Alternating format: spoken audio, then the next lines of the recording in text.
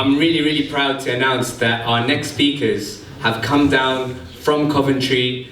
Some of you might have remembered last year there was a series of wildcat strikes at Amazon warehouses around the country. It was the first time something like that happened. They successfully unionized in their warehouse. They've been on strike and they're going to be out on strike again on the 27th of February. Please put your hands together for Conor, Geraghty.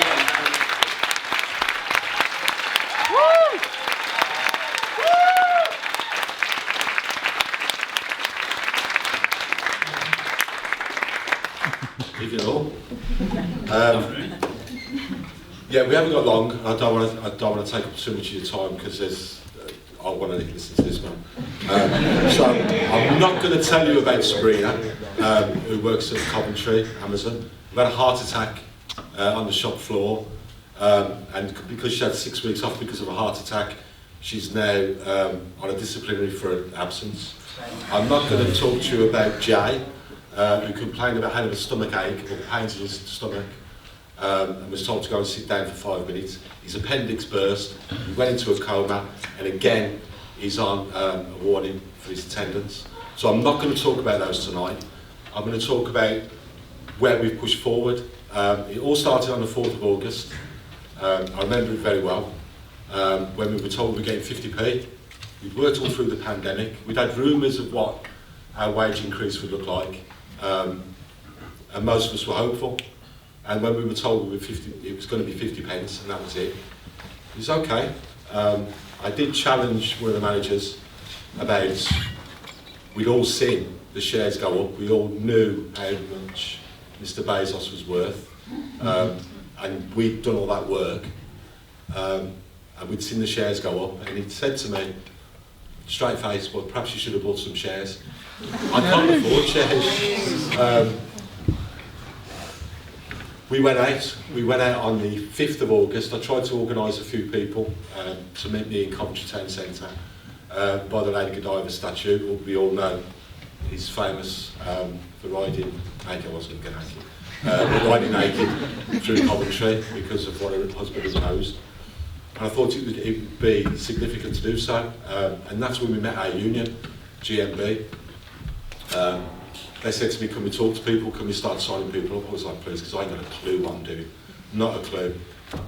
And we went from a small number, originally it was 50 people signed up to the union inside Coventry. And although Amazon will tell you it's just a small number of people, it used to be 1 in 50 inside that warehouse. It's now 1 in 5.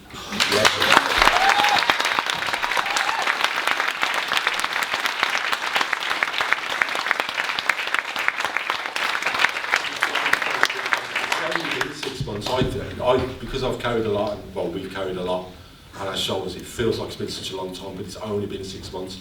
And when we walked out on the 25th, and it was a gamble the union decided to take because we had a lot of press coverage because we were making history. They decided to do it at midnight, and I was very scared because I knew those people, it was about 50 or 60 people inside, had to walk past managers, security, they had to come through security, go up the stairs, across the bridge, being monitored all the time, down the stairs, and then through the security gate to come out. I wondered if they'd do it. But I tell you now, those are the bravest people I've ever met because they did it.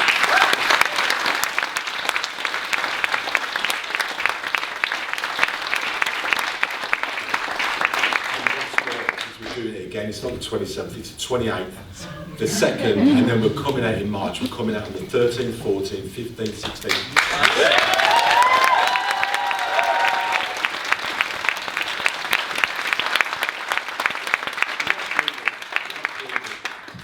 I'll let Conor speak in a minute. On the 1st of April, when the new minimum wage comes in, we'll be, I think it's 6 pence above the minimum wage. 8 pence. 8 pence above minimum wage. And officially, when my new council tax bill comes in, I will officially be losing money. First time in my life, I won't be earning enough in a month to pay my bills for the month. And I'm not going to do overtime. I'm not going to do overtime. I refuse to work extra hours for that man. He's got more than enough money. The week he made, we were getting 50 pence is the same week. In fact, it was the next day when he demolished the bridge in Copenhagen to get his £500 million yacht out of a shipyard that he could have had built anywhere in the world, but he decided to demolish even a bridge in Copenhagen. The last people that demolished that bridge were the Nazis. I'm not drawing conclusions there, I'm just stating facts. We need to make him pay, and as I've said, and you'll be able to buy merchandise because we'll send you the QR code. I said it before, and it's on a t-shirt now, I don't want his boat, I definitely don't want that rocket. I just want to be able to pay my bills and live, and that's all we're asking for.